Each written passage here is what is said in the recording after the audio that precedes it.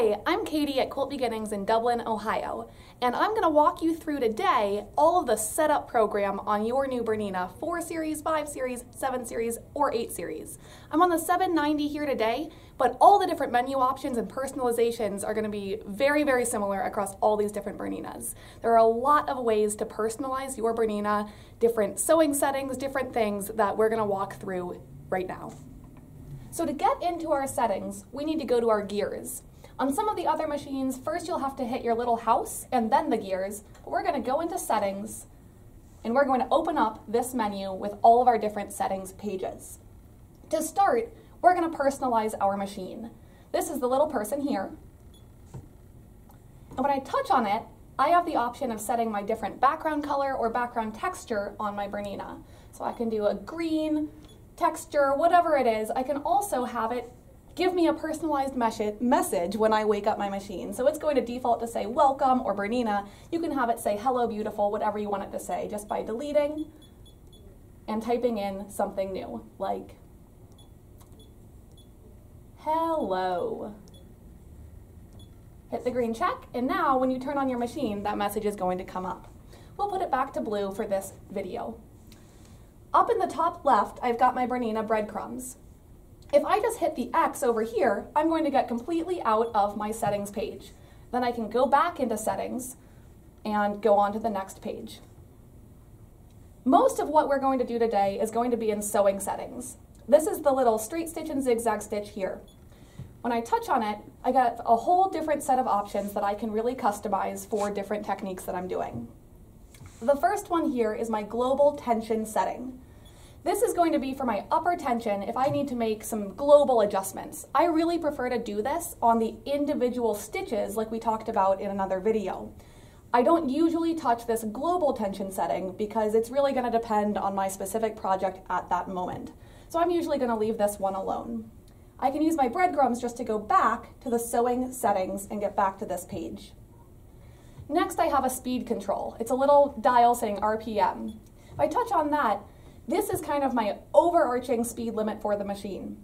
I also have a speed slider, a physical speed slider on the machine itself, but this can be really handy if you have little ones who are sewing or people who might, adjust that speed slider that's the physical one. I can set a speed limit for myself, and no matter where my physical speed slider is, this is what's going to take control. I'm going to touch the yellow button and put it back to default because I want it to be at max speed for sewing. I'm going to go back in my breadcrumbs to sewing settings and look at the next option. Next, we have a tie-off option. Right now it's turned off, which is the red O. If I turn it on, that means that my machine is going to do a tie-off at the beginning of every time that I start sewing. This can be really handy if I'm doing free motion quilting or if I just like to have a tie-off always present. I can always do a tie-off individually on a sewing setting that I'm working on, but if I want to do it every time, then I turn it on. I usually turn it off depending on what I'm working on, but I can always come back here and turn it on if needed. Next, I have two additional menus. The first one is my back kick program. This is for my foot control, and it's what happens when I hit the heel of my foot control. The BERNINA foot control is a really nice feature where it's always going to do what they call is a half stitch. If I hit the heel of my foot control, my needle is either going to go up if it's currently down or down if it's currently up. So that's what the default is here. It's just a needle up, down. I can also give it some additional programs by touching the heart. I can have it tie off, snip my thread, and raise my presser foot, or any combination of those things when I hit the heel of my foot control. This is the tie off button. When I touch that, it gives me two different options for the tie off. The first one here is a little cross. That's going to be just a series of stitches in place. The next one is actually a little running stitch. So I have an option of what type of tie off I want it to do. I can do a set of running stitches, and then I have control over how many running stitches I'm going to do, all the way up to 6. I can touch it back to the default of 4, or I can just do a tie off in place, and it's going to be a little tying knot. If I want it to also snip my threads, I can select the scissors, and then to raise my presser foot, There's a white box around it, so that's already selected. I can really customize this to my heart's content. BERNINA gave us lots and lots of options, so this is something that you have the option to do, but if you want to do it later, you can always come back and do it then. I'm going to just put it back to default for now, so all that it's going to do when I hit the back of my foot control is raise and lower the needle. That way I don't accidentally necessarily snip my threads and do that kind of thing. I'm going to go back to my sewing settings, and we'll take a look next at programmable buttons. This is the little hand and the little buttons on the front of your machine. Depending on your machine, these are going to be different buttons. So the 790 has a lot of different buttons. In your 5 series or 4 series, you may have fewer buttons, but they're all going to be one of these types. And this is just going to give me the option of telling it what to do when I hit each of these buttons. So first we have our presser foot up down. This is setting my default presser foot height when I raise that foot. I usually leave it at the default of 2 millimeters. Sometimes people will have this all the way down to 0, and then when they raise their presser foot, it doesn't go up at all. So if that's happening to you, you may want to come look here and just reset it back to 2. Back to my programmable buttons. Next I can program my snips. Now the thread snips, the scissors, are always going to cut my thread. I can also have it do a tie-off if needed. This is really handy if I'm doing decorative stitching or something where I want to remember to have it tie off before I cut the thread. So just like before in the foot control, when I hit the tie off button, I have an option of what kind of tie off I want it to do. The cross is just going to be little stitches in place, or the set of stitches for a set of running stitches. I can do 3, 4, 5, 6, whatever I want it to do. I usually like my scissors to just cut the thread, so that's where I'm going to leave it. So nothing's selected and it's just going to cut my thread. I'm going to go back to my sewing settings and we can look at some other buttons. Next I have my reverse button. Now the reverse button is always going to sew backwards. I have an option of what type of reverse I want it to do.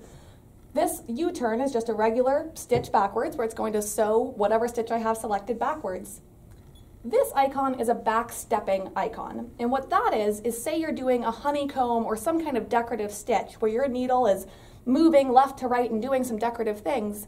Your machine is going to remember exactly where that needle was on each of those last 200 stitches. And when you have backstep selected, when you sew in reverse, it's going to exactly mirror that needle position all the way back. So I usually have backstepping turned on because that way I know I can go back and forth over a honeycomb or some other decorative stitch and get a bolder stitch without it getting a little bit off.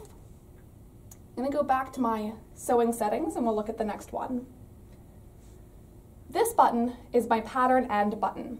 So just like any of the other buttons, I have some options on what I want it to do. It's always going to end my pattern. So we'll talk a little more about this in decorative stitching. Whenever I touch the pattern end button, it's going to finish that flower or that tulip or that whatever decorative stitch I'm doing, it's going to come to the end of that and then stop. I can also have it at the end tie off either in place or in running stitches, snip my thread, and raise my presser foot. Maybe I don't want it to snip my thread or raise my presser foot, but I do want it to tie off. I have total flexibility in what options I want to use here.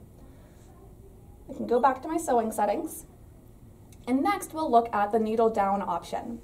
Now needle down, when it's turned on, is always going to stop with the needle down in the fabric. I also have an option to do a pivot.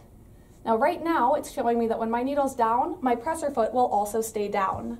If I want to pivot, I can select the middle option where it's just going to come up a little bit, or if I'm doing something on really thick fabric or a quilting sandwich, I can select where that presser foot will raise all the way up to its highest height. This will allow me to do hands-free pivoting without losing my space or my place on my sewing. I usually like just a little hover where then I can do a right angle or do a corner really easily. Go back to sewing settings. And the last button that we can program on the 790 is the tie-off button. So this is just what type of tie-off do we want it to do, in place or little running stitches. It's always going to do a tie-off, it's just what kind we want it to do. So that's everything that's in sewing settings. We'll go back to our gears, and this is our main menu. Back on our main menu, we can go into a few of the other options that are on our screen. This eyeball is our indicator option. So the default is always to have it turned on for both the top thread and the bobbin thread. You're going to want to leave it on the majority of the time because you want to know if your machine has come unthreaded or if you're about to run out of bobbin. It's going to give you a warning every couple of inches when you're getting really low on bobbin. So some people would rather just run out of bobbin and kind of figure out themselves. You have the option of turning it off, and then it's not going to give you that warning and kind of stop your sewing or pause your sewing as you're going. I usually leave it on. The top thread indicator, you definitely will want to leave on almost all the time unless you're having some kind of issue and you just need to finish that project. If it keeps telling you you're not threaded, but you really are threaded, you can turn it off and then give us a call or bring in your machine and we can get that sensor readjusted for you. But at least you have the option to finish your sewing in peace. Going back to our settings menu, we also have the option of adjusting our sound. So your machine comes with a lot of different chirps and beeps and different things. You know, if you're sewing at night and you've got people who just don't want to hear your machine singing to you, you can turn off all the sound and then it's going to be quiet. Some people prefer it that way. I like to know that it hears me, but I've got different options of types of sounds. You can kind of hear all the different options. You can kind of play with that. This last option here is the BSR. Now the BERNINA stitch regulator is a great tool that we're going to do in another video, but it's going to give you some light encouragement if you kind of go too quickly for it. It's going to give you some warning sounds. Some people really like to speed around with it, and so they kind of prefer to have it quiet. In that case, you can turn off the sound, and then it's not going to, give you that little chirp saying that you're going too fast. I usually leave it on because I do want to know if I'm going a little bit too fast for that stitch regulator to keep up. I'll go back to my settings, and then we'll go into our machine. In the machine area, this is where, in our maintenance video, we showed you the wrench menu. So this is where you can get your cleaning information and do your thread catcher, or your oiling video to give you more information on that. If you need to do an update, that's also in this maintenance menu. This one here is going to give you information on packing and how to kind of pack up your machine if you ever needed to send it back or do anything like that. Most of the time, you're not going to need that information. We'll go all the way back to the machine and just show you a couple of other things that are helpful. This is your lights. When I touch on my lights, I can actually turn all the lights on my machine off if I want to sew in the dark for some reason. This machine has wonderful lighting, so I usually keep it all the way on.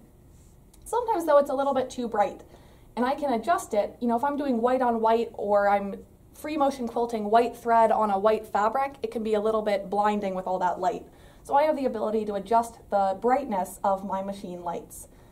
I'm going to just set it back to default because I like it to be a really bright machine. This is going to be my screen dimness and brightness. So if you want to adjust your screen, you can always do it there. Go back to my machine. We also have language selection, and if I don't remember what any of these things are, I always have the option of touching my question mark and touching on a menu, and it's going to tell me what's kind of behind there. But you can do a lot of exploring too, or just get back to sewing. One other thing that I find really interesting is my information. In my information, if I go into this V1.0 section, I can actually see how many stitches I've ever taken on my machine. When you get a brand new machine home, you will see that there have been some stitches stitched on it. And that's because you know that there was a stitch out in your machine. They do a lot of factory testing. So you're not going to have a machine that starts at 0, but the majority of those stitches you will have put on your machine. It also tells me how many cut cycles since my last cleaning.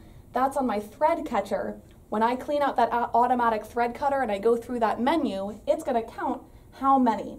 And when this hits a certain number, the machine's actually going to pop up a menu and it's going to say, hey, remember to clean out your thread catcher. So it kind of reminds me to do that regular maintenance.